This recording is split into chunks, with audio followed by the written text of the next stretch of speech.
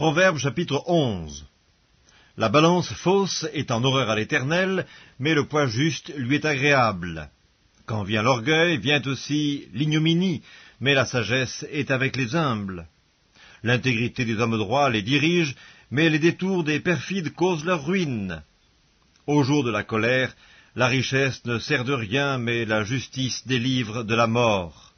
La justice de l'homme intègre aplanit sa voie, mais le méchant tombe par sa méchanceté. La justice des hommes droits les délivre, mais les méchants sont pris par leur malice. À la mort du méchant, son espoir périt, et l'attente des hommes iniques est anéantie. Le juste est délivré de la détresse, et le méchant prend sa place. Par sa bouche, l'impie perd son prochain, mais les justes sont délivrés par la science. Quand les justes sont heureux, la ville est dans la joie, et quand les méchants périssent, on pousse des cris d'allégresse. La ville s'élève par la bénédiction des hommes droits, mais elle est renversée par la bouche des méchants. Celui qui méprise son prochain est dépourvu de sens, mais l'homme qui a de l'intelligence se tait. Celui qui répand la calomnie dévoile les secrets, mais celui qui a l'esprit fidèle les garde.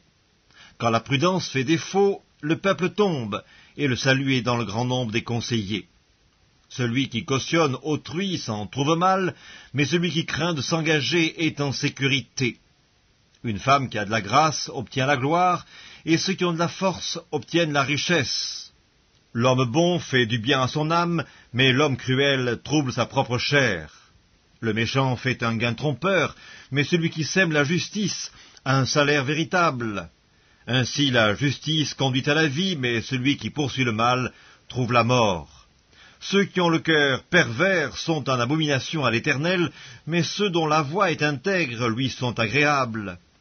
Certes, le méchant ne restera pas impuni, mais la postérité des justes sera sauvée. Un anneau d'or au nez d'un pourceau, c'est une femme belle et dépourvue de sens.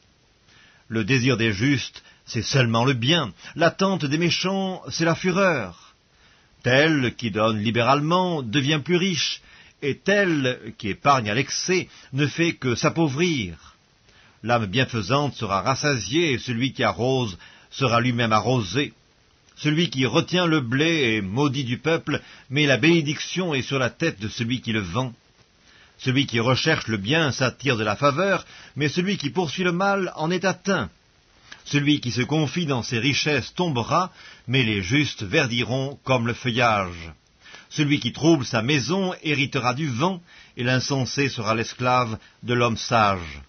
Le fruit du juste est un arbre de vie, et le sage s'empare des âmes. Voici, le juste reçoit sur la terre une rétribution, combien plus le méchant et le pécheur.